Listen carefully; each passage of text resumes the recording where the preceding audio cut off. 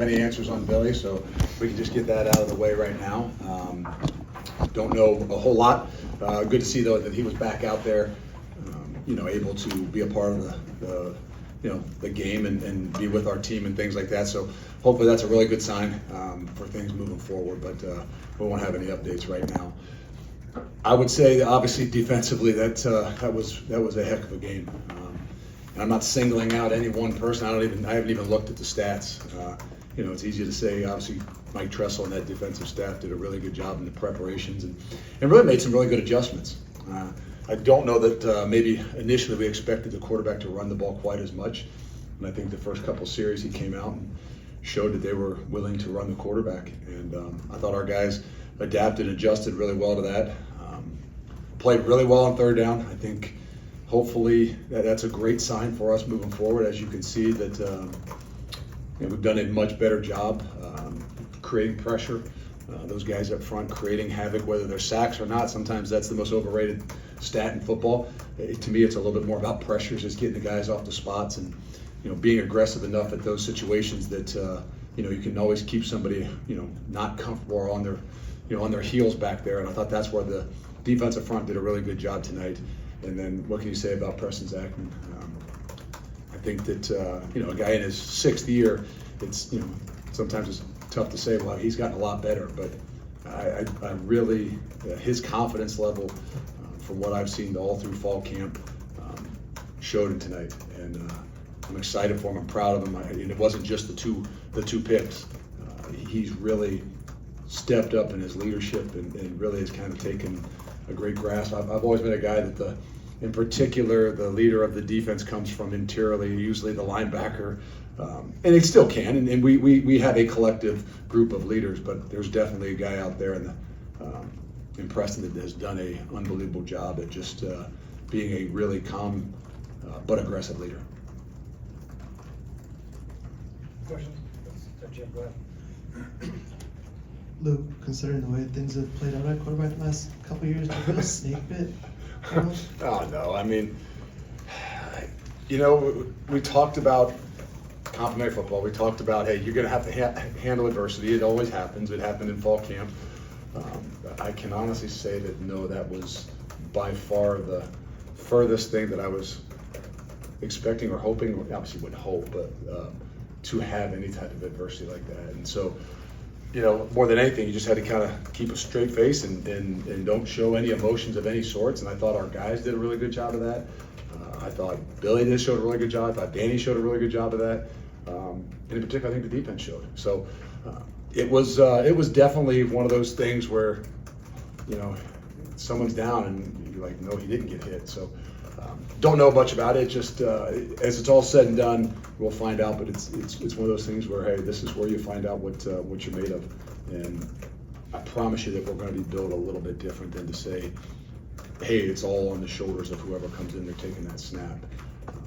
And to be honest with you, Billy probably took 85% of the snaps the last 6-7 days. And you'd say, well, hold on, isn't there some balance to that? I think in game 1, I think with the new offense, I think that there was a lot of snaps, even if there was a 2-line or some 2 other guys out there that Billy was taking. So Danny had to do an incredible job of just the mental reps of being prepared. And I don't know if that answers your question, but I don't really want to think much more about that. Clark in the front row. Another Danny question. I guess I'm wondering when, since he and Billy are sort of, different types of players, how much of a challenge is that for not just him to come in, but just the offense? And do you have to call things differently with them? You'd have to ask Coach Grimes that. I mean, look, when as we started this since January, the whole idea was, look, we can't be so handcuffed if by chance that another quarterback goes into the game, and guys have to be able to do what we're asking them to do. And whether they're 6'4", 6'3", like Billy, or 6 foot, 6'1", I don't want to cheat him out of an inch. Whether he has the arm, what kind of arm. There's things that these guys got to be able to do. It's commanded offense. It's understand an incredible amount of shifts, motions, and things that the offense has. And so that's where that they all can do things pretty darn well. And They've all worked at the same thing. So is the offense that much different? No, it's not. I think that there's strengths of guys based on, hey, how they throw the deep ball, how do they throw the deep out, how do they, what are their other strengths? The quarterback run was in the game plan, whether it was Billy or Danny or Hunter, and those are just things that all encompassing that the offense will be able to do. Andrew in the back.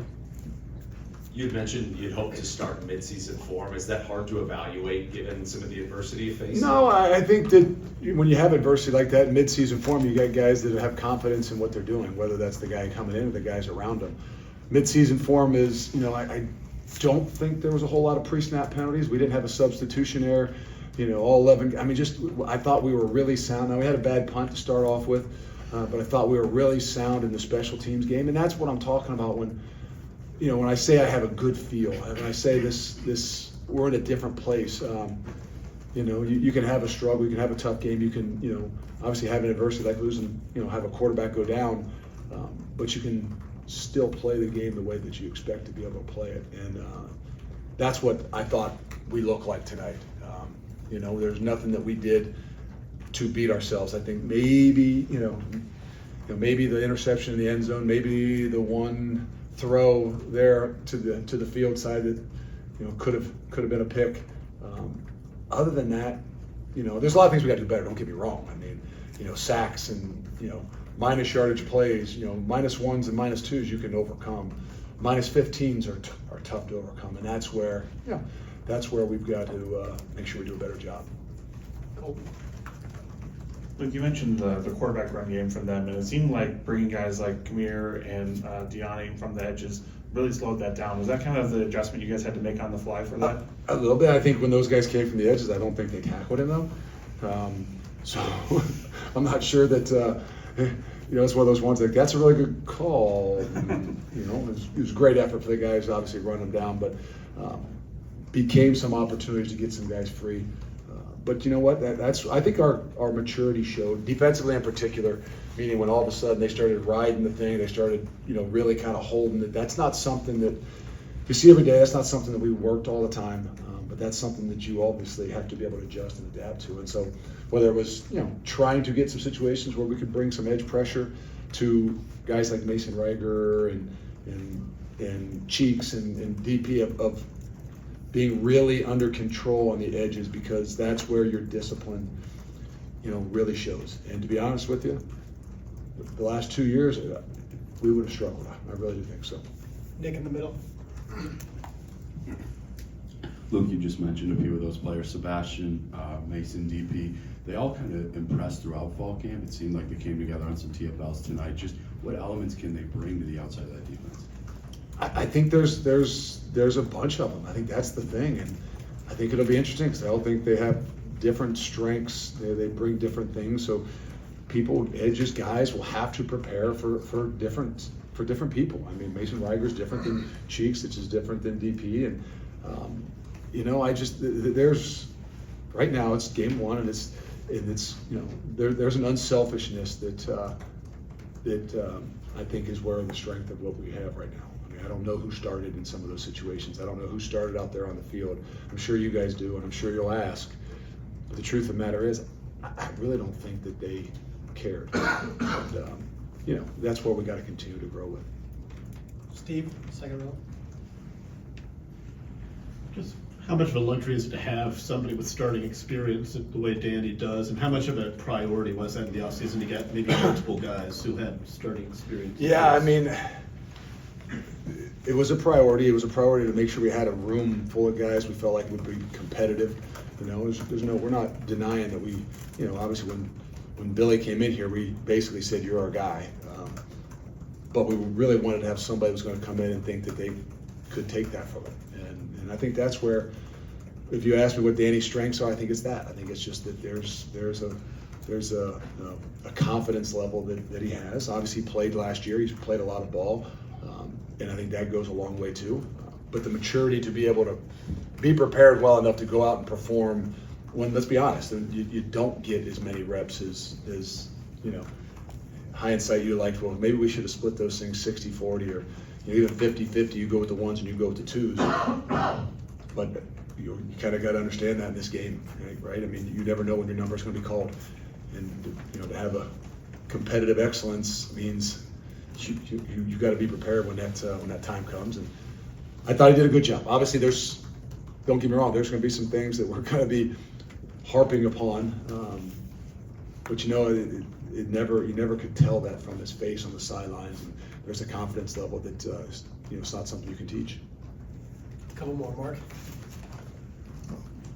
Luke, just wanted to get your initial impressions of the run game, especially with Dylan given this being his first. Yeah, I don't know statistically and things like that. I know that I could have told you that they were going to make it very, very, very, very difficult to run the football. If you look at the beginning of the year last year, they played Notre Dame, and they don't run the quarterback. They don't run the football. It's just they do a really good job. I can tell you that I played them for 6 years straight and know the consistency to what they do. And so I think they were going to make it a challenge. But I thought we did a good job. Obviously, the minus yardage plays are the things that stand out. I don't know what the stats are. What I'm most impressed with was those guys' ability to roll in there, those guys' ability to get yards after contact, and most importantly, their ability to take care of the football. Colton. Because as a young guy, that's certainly with 8 minutes to go in the game, with 2 freshmen or a redshirt freshman and a true sophomore back in there, and Yak too. You don't want to keep harping upon take care of the football, but those guys did a really good job of taking care of the football. Last two, Colton, Zach. Luke, I know it's really hard to evaluate a single player without being able to watch the film yet, but for Davis Heinsohn, could you identify any of the trouble spots that he might have had? No, there's the most. I thought you were going to ask me about a defensive player, an edge that can statistically show you some things. It's easy to point out maybe play one, but I think that maybe we had that similar play with Riley on the other side too.